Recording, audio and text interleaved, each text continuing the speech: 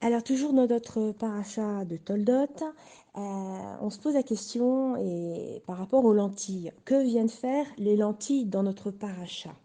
Alors c'est écrit dans Bereshit, et Esav dit à Yaakov, fais-moi avaler, je te prie, de ce mets si rouge. En fait, il s'agit des lentilles rouges qu'Esav a demandé à Yaakov de lui verser dans la bouche. Et Rachi vient nous éclairer et nous dit que ce jour-là, Esav a montré clairement son attirance vers le mal. Et Hachem ne voulait pas montrer cela à Abraham, son grand-père, car il lui avait promis une vieillesse heureuse.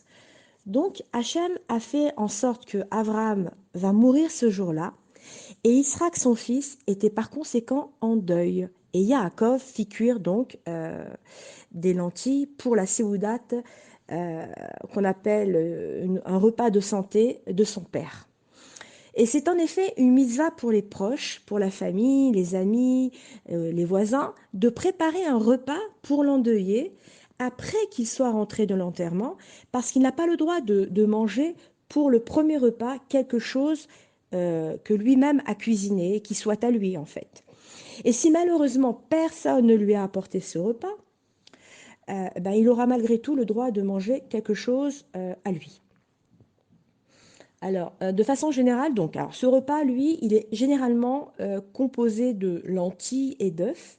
Et pourquoi ces mets tournent particulièrement?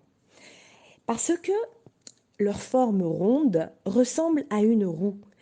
Et il est dit que le deuil, c'est une roue qui tourne dans le monde. De plus, les lentilles et l'œuf n'ont pas de bouche.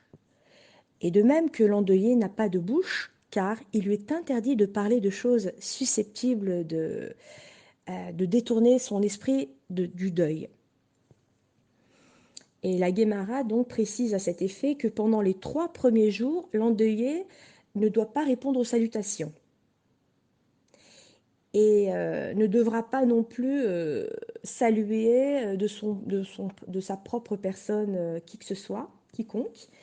Et par conséquent, après le 3e jour et jusqu'à la fin du deuil, alors, oui, il pourra répondre, mais il lui sera quand même interdit de proposer le salut, c'est-à-dire d'aller vers les gens lui-même.